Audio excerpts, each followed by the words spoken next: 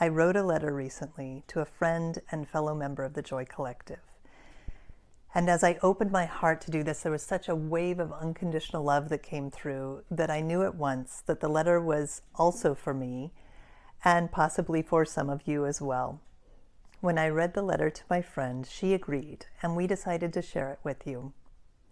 I'm Kristen Collier. I'm a writer and a coach supporting people in connecting with their effervescent joy and compassion within. And today, I hope this letter speaks to you as well. And if it does, that you like it, share it, and subscribe to become part of the extended family of the Joy Collective. Dear one, I know this is a momentous time for you, and I've had the sensation building in me to reach out, to embrace you across the illusion of time and space. I've watched you come so far. You paid dearly for this last train ticket out of some rugged territory, and I see you found a new way. I see how bright and beautiful your place is, and how invested you are in exploring it. I embarked on such a journey not long ago myself. I arrived at the trailhead with new knowledge, hard won. Like you, I'd packed light because there was not much left after what I'd been through. I want to share with you the thoughts I was gifted along the way because sometimes the adventure, while beautiful, seems lonely. I like the idea of my current self looking back on my past self now and saying, yes, this is the way. Don't stop. So I'm speaking to you and to my former self. I think it's to my present and future self as well, and perhaps there are even more who are looking to hear. The way forward is a way up, way, way up. Sometimes the climb, hand over hand, finding a new hold where it appeared only a moment before there was none. Sometimes it takes all my energy. And sometimes I'm glad for that focus because it keeps moving upward rather than looking down. Every step I take asks me to let go of the last comfortable and safe resting place I'd found. Sometimes I get tired. Trinidad has taught me to rest during the climb, to lean into the rock beneath me, whatever anchor I have. We need to rest. Nothing wrong in that. There's something right, actually. It's a healthy rhythm to work and be tired. When I rest my body, I choose also to rest my mind. I'm wary of confusion now because it saps my energy, and that energy is precious for the climb. I let go of the decisions I don't have to make in the moment, allowing many to sort themselves out without my assistance. I am learning to trust in quiet as a place to rest. I don't lean much into anything that feels good from outside of me. While I enjoy the pleasures of our world immensely, I know that seeking such pleasure to soothe draws me away from my practice of kindling the fire within.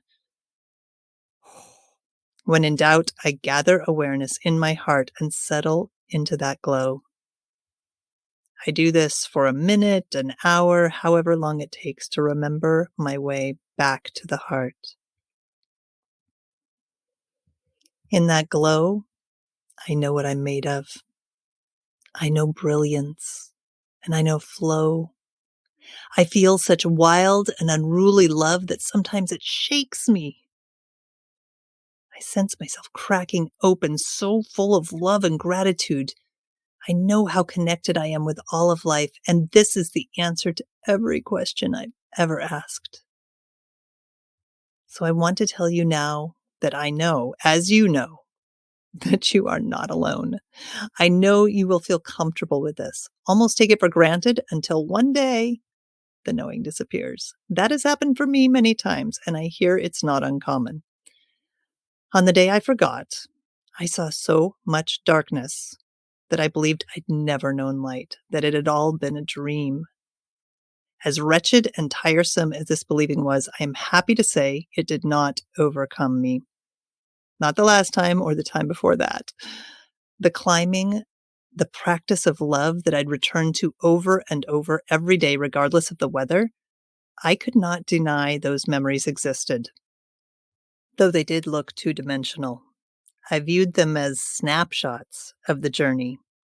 I didn't feel the journey itself with me anymore. There was no life left in them. Or so I thought.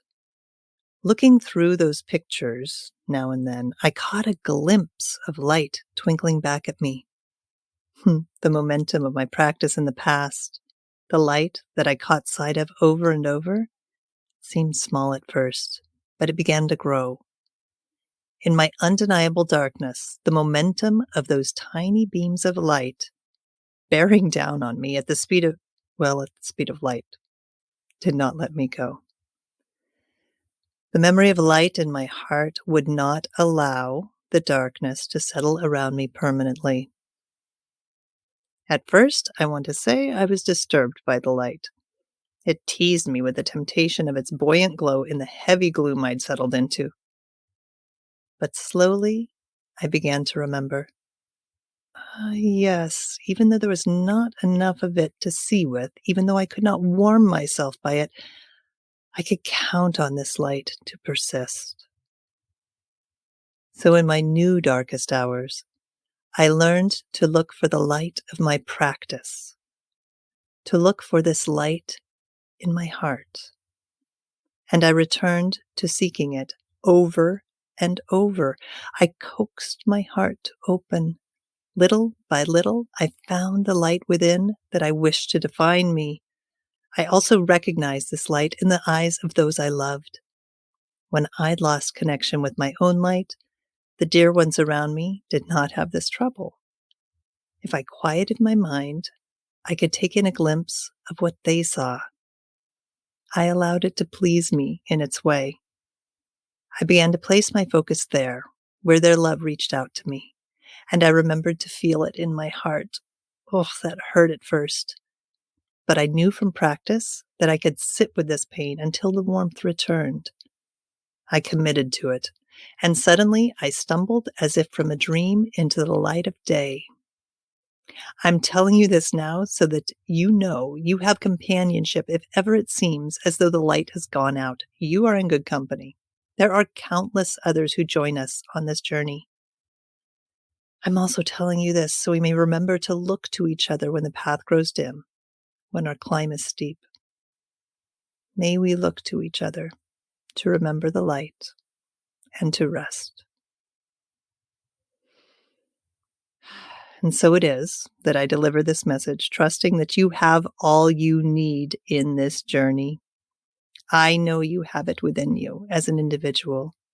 You have it within you as community. Inescapable. You cannot help but carry this light. And when you fail to see it, I and so many others will reflect it back. You can count on that. I count on you too. I have felt your love over and over, and I see in it what is possible for me and for you. I'm excited by that.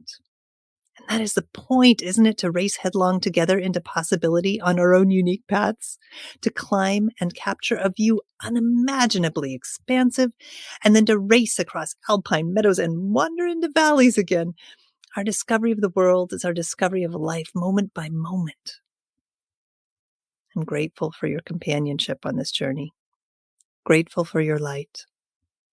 I am so excited to watch you discover, to follow you as you open your heart and mind, to learn from you, to watch us grow together. Blessings on your travels, blessings on our travels, blessings to the all, loving all, appreciating all, blessings.